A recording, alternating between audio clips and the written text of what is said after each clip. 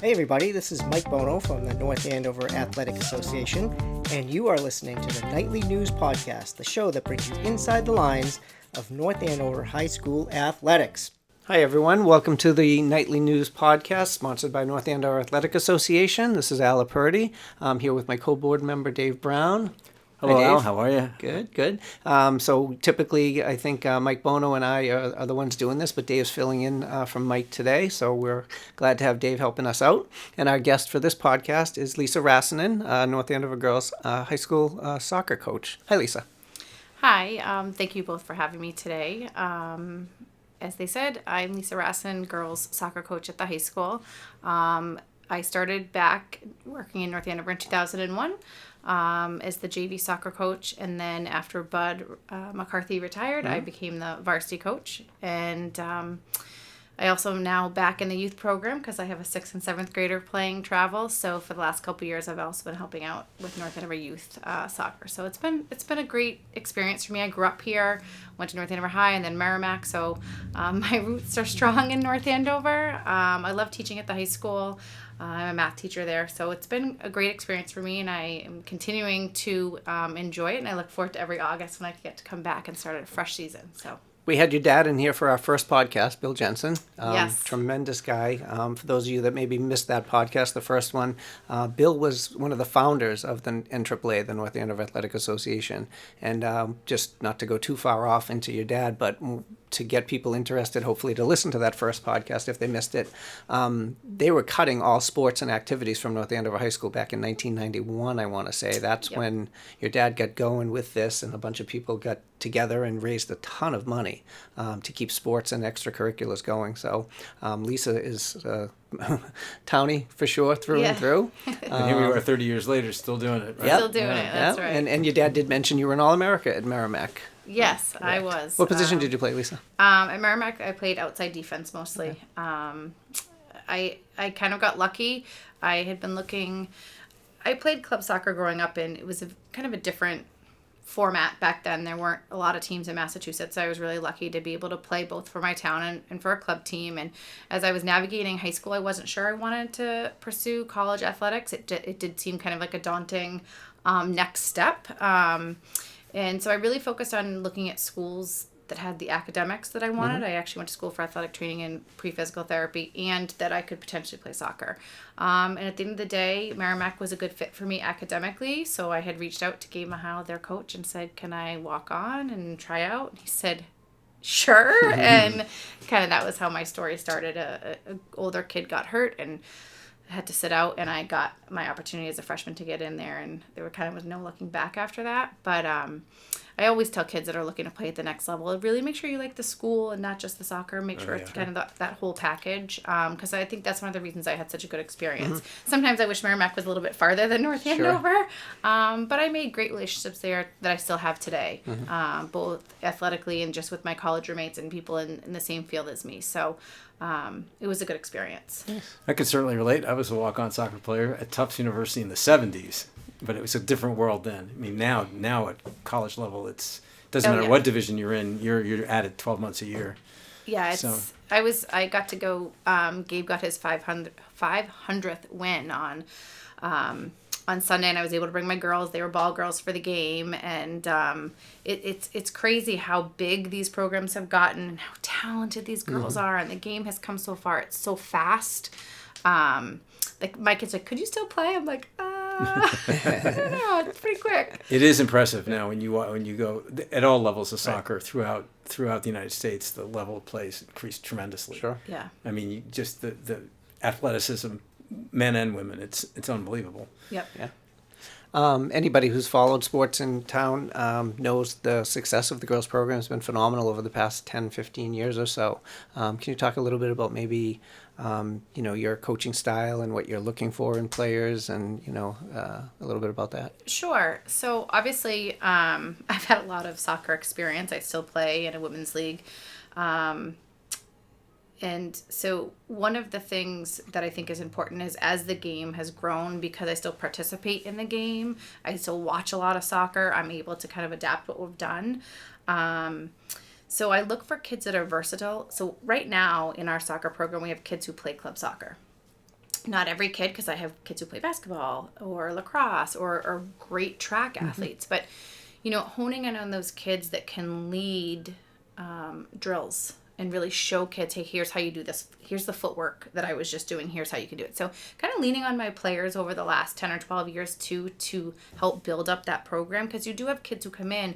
I mean, kids like Sammy Nyman, Ella Slayton last year. Last year I had an unbelievable senior class in terms of talent. Sam Klimas, Lorea Klimas graduated a couple of years ago, Katie Wojcik, and now her younger sister Erica. So I've had these families of kids. Maddie Jackson played for me last year, where she could have played any of the 11 positions on my field. And I was like, I need you to play center defense because we can't give up goals. So it's having the kids buy into, when they come in, they might say like, well, I really play on the right side. Well, I have 3 seniors that play on the right. Do you want to play? Because then I need you in the middle or on the left. And kids kind of do what's best for the team, and they realize that practice is really important. Most years out of my 15, we've had great depth in my program, so they're fighting at practice every day for playing time. Probably the last, I want to say 8, probably to 10 years, kids know it's not the same starting lineup from day 1 to day 90. It fluctuates, because once kids start playing 5 and 6 days a week, they progress at different levels. They learn different things. So some of my kids that maybe were athletes, once they start playing soccer 5 or 6 days a week, they really start to adapt to the game, to have better vision, to have better foot skills, better touch on the ball. And it really leads to them doing really well. And so then you have a kid who can pair that with exceptional speed. And all of a sudden you have a Kelsey Dion, who was really a lacrosse kid, who was a fabulous soccer player by the time she was a junior and senior, because she had put in the work. She learned from the kids that were older than her. She kind of listened to, okay, this is what coach wants from me. This is what I can give back to the team, and this is what I can do. As an example of someone who was maybe not a soccer player, as her first love, but was an exceptional addition to our team, which led to that success that we've had year after year after year. Sure. Yep, 7th and 8th graders, listen up. I know. Now, the versatility argument, I think, it applies to most every sport, but particularly in soccer. You got to be willing to play on the left or the right. You got to be willing to play up or back, whatever the team needs. And I am seeing that now more in the youth program.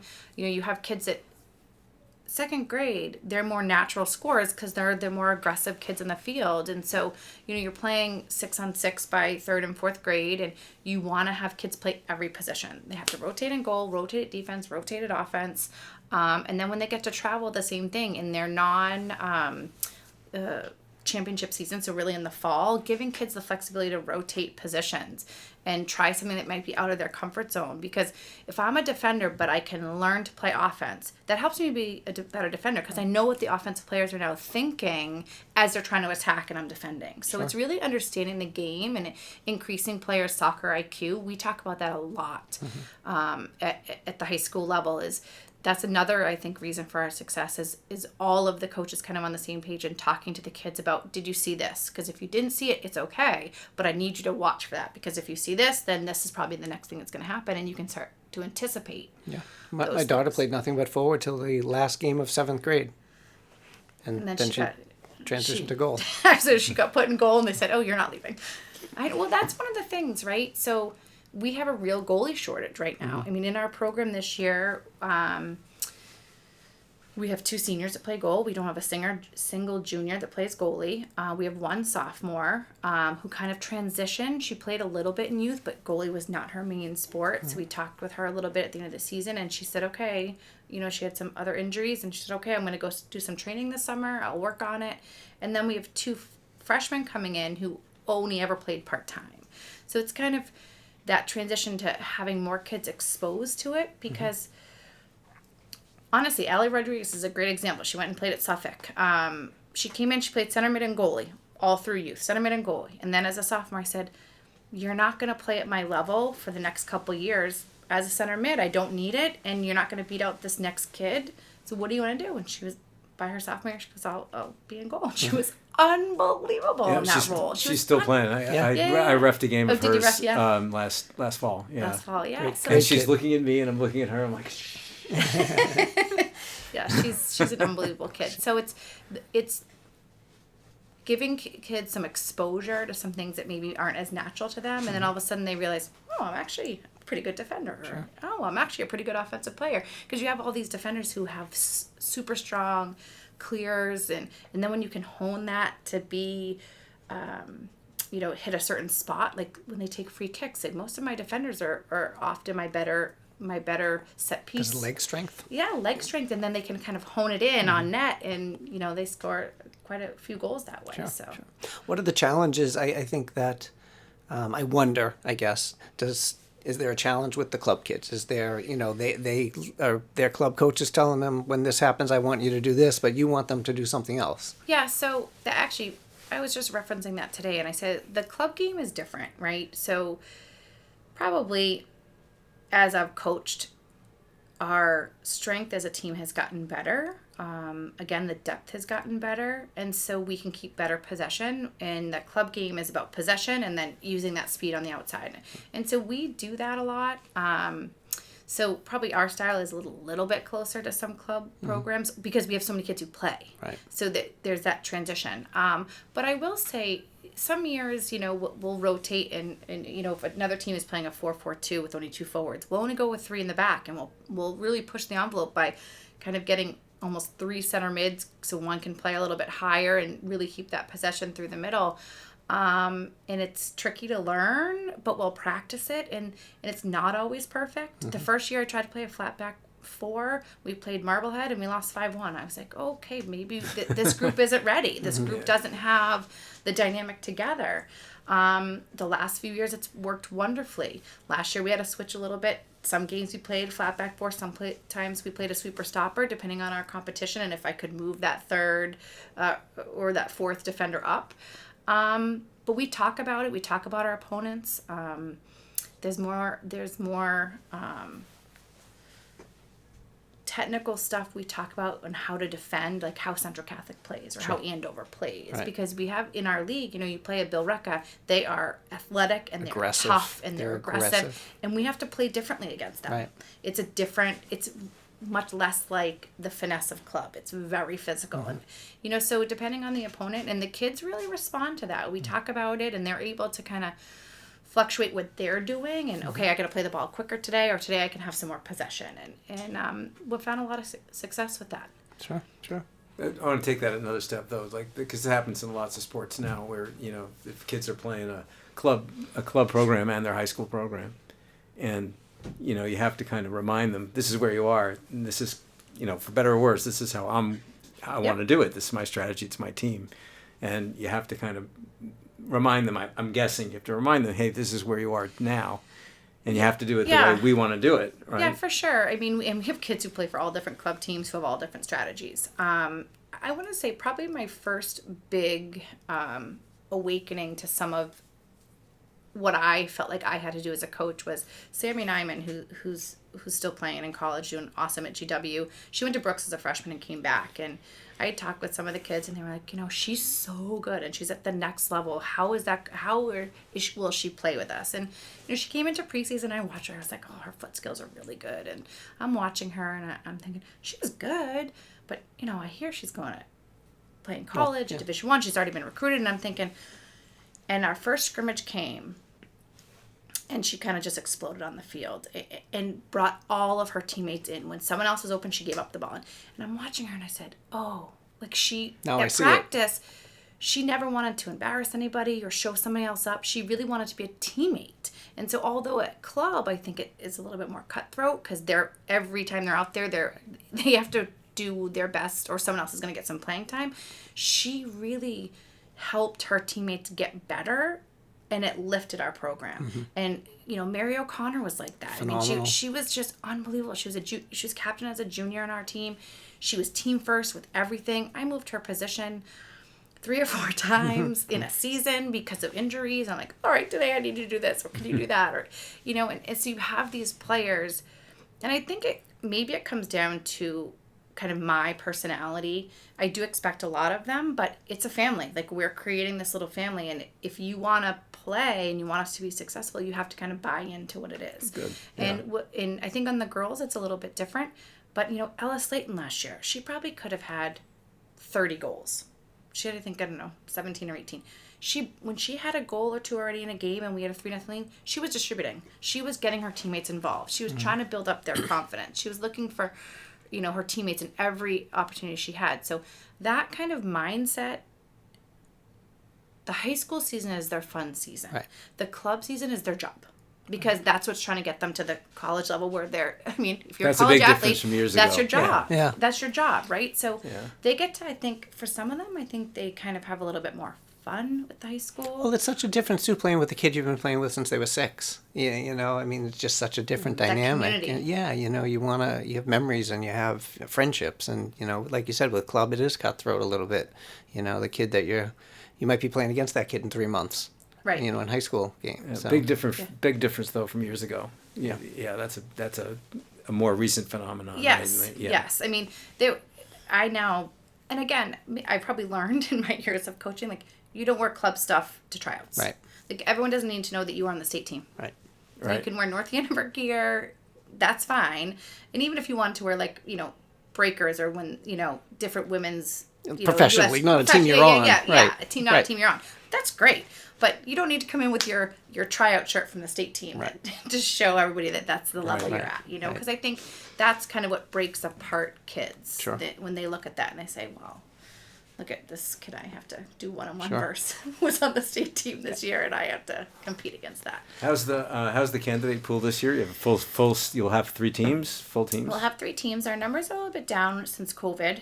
I think some kids over the last couple of years, not that they've specialized fully, but when COVID hit, maybe they focused on one sport as it was coming back. So we still had 63 kids at tryouts, which is great. We'll still have Freshmen straight through, freshmen up. I mean, usually we're in the mid 70s. For me, it's great because we will not be cutting any kids this year. Nice. So, it's a good number in Sure. terms of that. So trying to figure out who's on what team. Our first scrimmage is tomorrow. Friday. We have one against Chelmsford, one against Wilmington. But it's nice to, day one, I said, everyone will have a spot. If you, once we decide what team you're on, you can choose if you accept that spot, but everyone will have one. It's nice. And I haven't been able to say that since Years. I've been coaching. I don't think I've had a year that I haven't had to make cuts. One of the things that dawned on me when my daughter started freshman year, and I forget who said it, it might have been Nugent, it might have been you, you don't cut freshmen and you try not to cut sophomores because for the first time in their lives, they're going to be playing soccer 5 days a week or 6 days a week for 3 months. And they've never done that before. They've done 2 practices, a game on Saturday, and we'll see you next Tuesday kind of thing.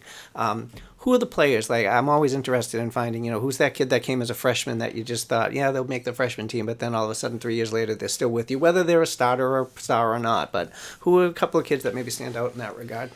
So, I think about Jen Pino, who went and played at Merrimack. One of my first years coaching when I was the JV coach. She came in as a freshman. She was tiny. Good athlete, played lacrosse and hockey. She doesn't want me to tell you this, but she also was a figure skater when she was younger. But Jen was one that came in, and because she was a true 3-sport athlete, she definitely gave her best probably as a youth player in every one. But I remember when she was between her freshman to her sophomore year, the growth.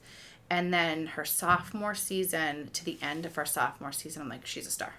Wow. And then she came back the next 2 years and scored a bazillion goals and had junior year. And then I think senior year, she had a bazillion assists because everyone was focused on her. That she's like, that's right, 3 of you come this way. I'm fast enough to get you all over here and I'll pass it up. And then she went on and played 2 sports at Merrimack. Nice. She ended up playing soccer and lacrosse. And she there. coaches. She And coaches coaches school with now. me Yeah. And she teaches at the middle school. Yeah, So great she's kid. one who, you see it on the boys' side probably more. A lot of girls by the time they're freshmen or sophomores are as tall as they're going to be and have more women bodies than they did in middle school. But you do see some kids that come through and some come right away and they're super talented. I remember always thinking freshmen, typically, I don't have a lot of freshmen on my team. I mean, there's some years I've had none. On varsity, you mean? On varsity, Yeah. When the season starts, I don't have any. Right. Because it takes them a little bit with the physical play and speed. the speed of it, making those decisions and having them start on JV and then pulling them up. And Jill Good was another one. She came in as a freshman. She was solid. I'd seen her play in middle school a little bit, and she'd come to my camp, and But it took her a couple weeks, and then I had an injury. I'm like, okay, you're not with me. And it still took her a little bit. But then it was like year after year after year, it was just better. So I do think that 5 days a week for some kids, you just see an explosion in terms of their understanding and their soccer knowledge, especially if they weren't club kids. Right. Because they haven't got that same level of coaching and just the experience, the touches on a ball. And then when they're athletes, I mean, North Andover is just this, our athletic program, the success of it is unbelievable. I mean, sometimes selfishly, I'm like, I wish these kids could play a little bit more soccer, but I get it. Erica Wojcik was down. She didn't go to her soccer tournament. She was down running the national meet this year. Right. It's great for her. Sure. You know what I mean? And you see these kids who are playing I mean, we had more kids signing this year when Steve Nugent put on our Oh yeah, every day. Every day on Twitter, it seemed like 3 more kids are signing to play in college, and it's crazy. It's unbelievable. And maybe some kids who came like Owen Phelan, he probably came to high school thinking I'm going to be a soccer player. Now he's running track. He's just had such great opportunities. I know Owen was crushed when he didn't make the basketball team, and he ended up running indoor freshman year, and now he's running in college. Yep. So Yep. worked And out. One door shuts, another one opens. Right. Kind Yeah, of thing. exactly. Yeah, Well, there's lots of stories like Sure. that. Yeah. And that was one of the things, we had our coaches meeting this week, and that was one of the things Steve talked about. He said, you as a coach, like for me, I'm focused on what's happening with soccer, but I try to support my athletes at other events. I try to encourage them to be a multi-sport athlete. I know nobody listening wants to hear this, but all the kids, for me, my soccer kids that end up being just soccer kids, those are the kids who tear their ACL. Those are the kids that get hurt the most. So I really do encourage them to do other things. Sure. Even if soccer is your biggest passion, play other sports, do other things, because it's going to help you be well-rounded. It's going to help your game, give you kind of a break from the pressure of doing the same thing all the time. Maybe some different perspective. Maybe you're trying something and you're like, oh, that's what it feels like to ride the bench. And I haven't had that much. Right. Oh, now I get it. Sure. Because, I mean, my own kids have asked me, have you ever been cut from a team? And I had to think about it. I was like, I don't know if there were enough kids playing sports when I was a kid to get cut. I was like, but there were times I wasn't out there much. Yeah, you know what I mean? So it's good for them to hear that you had to kind of persevere through. It wasn't always, perfect. Easy. Right. And our athletic program has really opened the door for kids to try some things that they...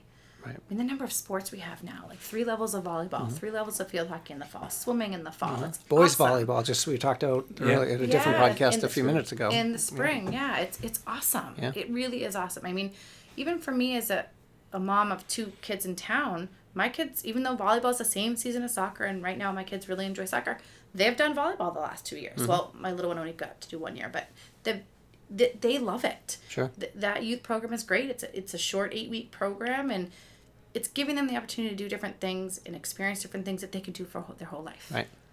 Who doesn't like beach volleyball? Sure. Right. Exactly. This year, are we looking Andover Central, North Andover again as the big 3? And what are you thinking? I think so.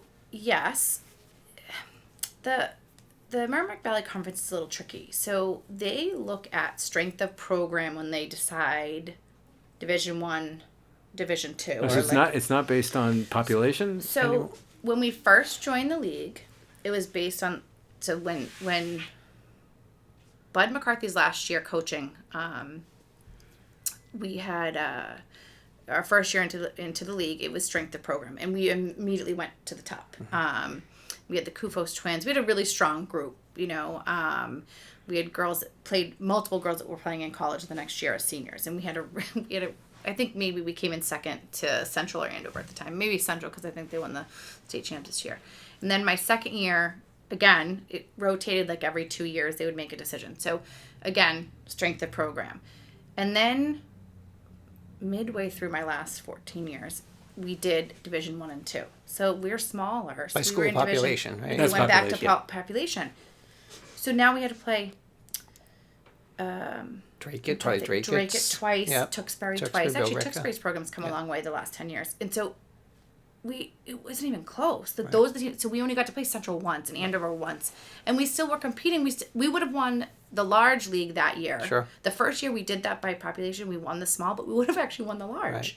because you beat Central and Andover. Yeah, but so it was like, Yeah. it doesn't make sense. So Sure. now we're back to strength of program. How do they, Right, that in a seems short subjective. sentence or two, Right. how do they assess that? So that's right. So you talked about like how many kids at tryouts. Right. So that's part of it. You have 3 levels, right? So Bill Ricka should be up with us.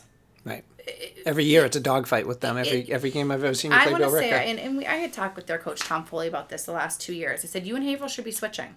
Tewksbury, although they don't have freshmen, that school has gotten bigger. Their JV and varsity programs are very solid.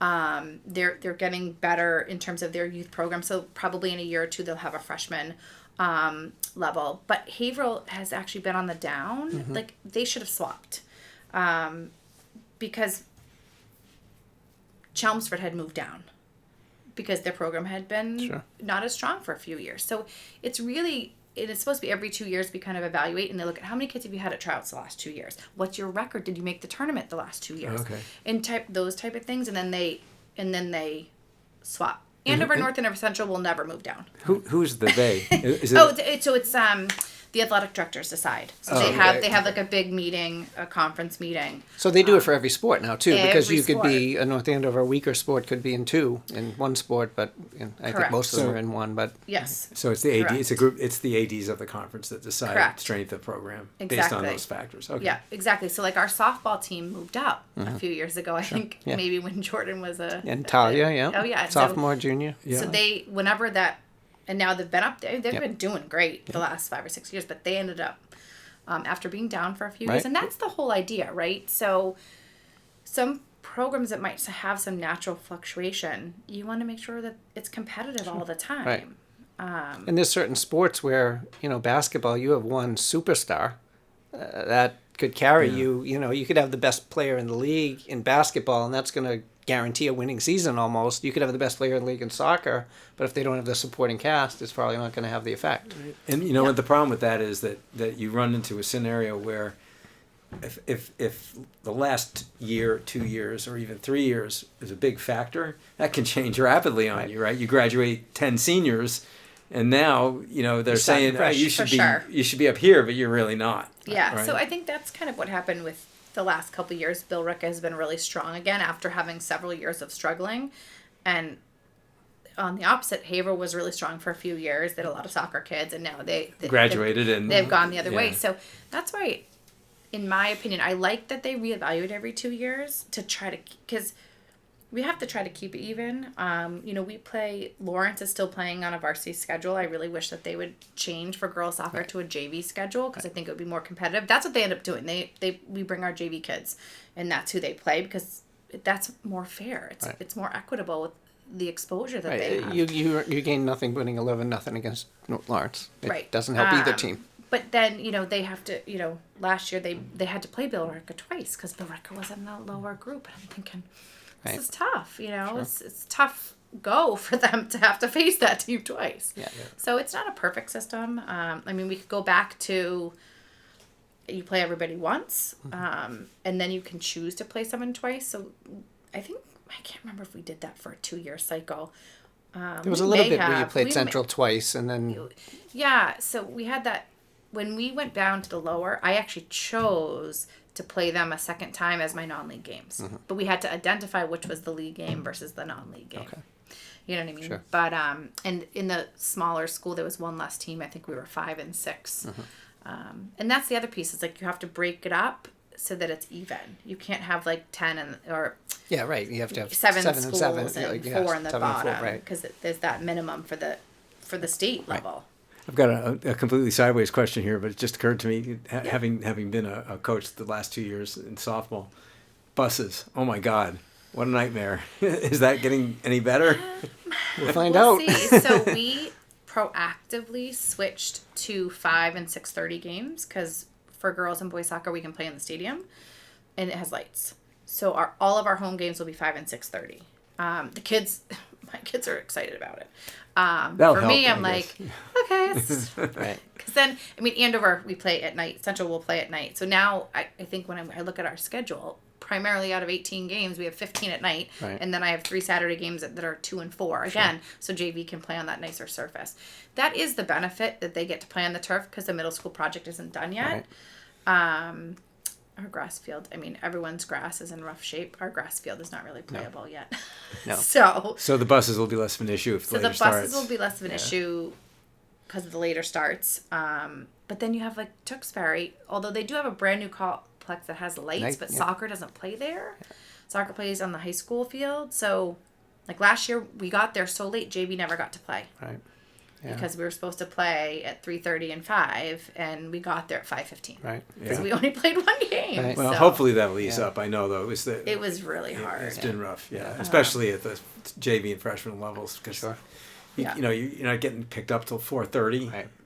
You know. Yeah, yes. I know. And daylight. For some of the sports, like I know we have a couple of vans, and I know that the youth center has been so accommodating with letting us use their vans whenever it's been possible. Even for some senior events this year, Deb Daly and I were senior class advisors for the class of 2022, and we were scrambling at the end like, okay, I guess we're gonna have to change, when we're at Kimball Farm because we have no pickup until 5:00. So I guess we'll just pay to have extra time there and let kids know. And Rick was super accommodating with letting us get the van to take home athletes so they didn't miss the whole day and kind of do that thing. But it's a lot of juggling. Yep. Yeah. I want to say last 8 years, there's been a lot more to coaching, just safety things.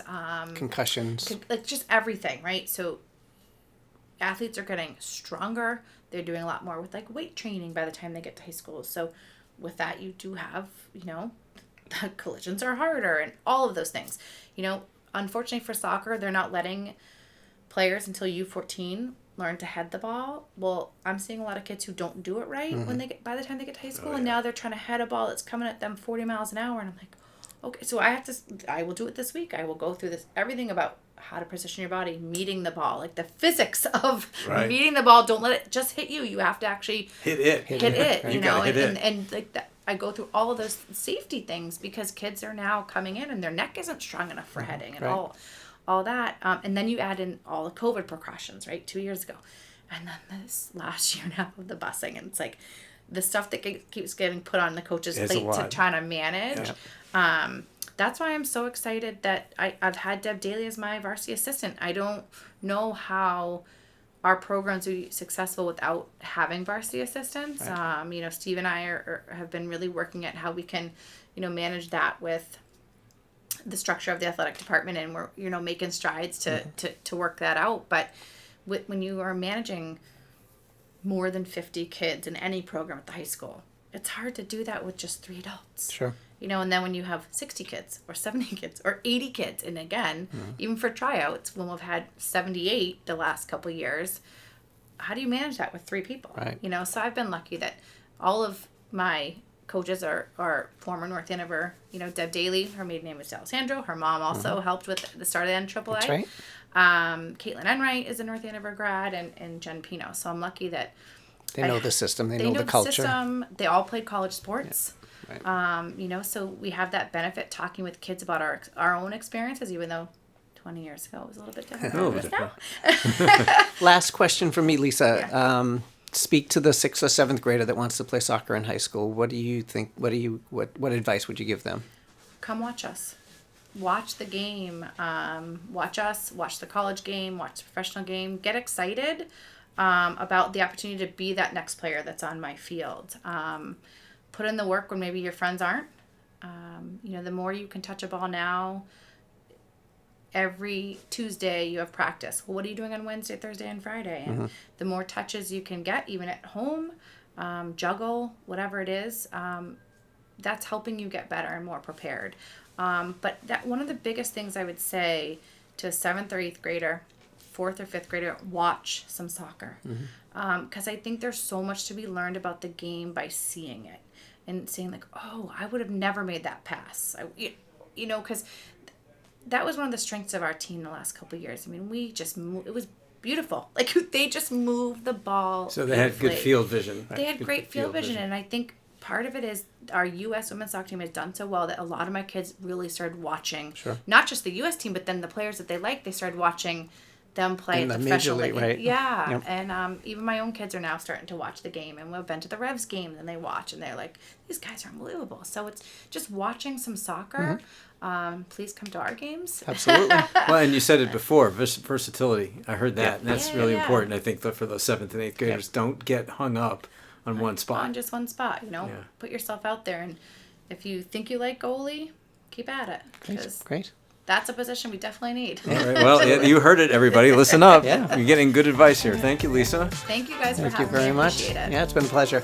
That's it for tonight's Nightly News podcast. Thank you all very much, and hope you listen in next time. Bye.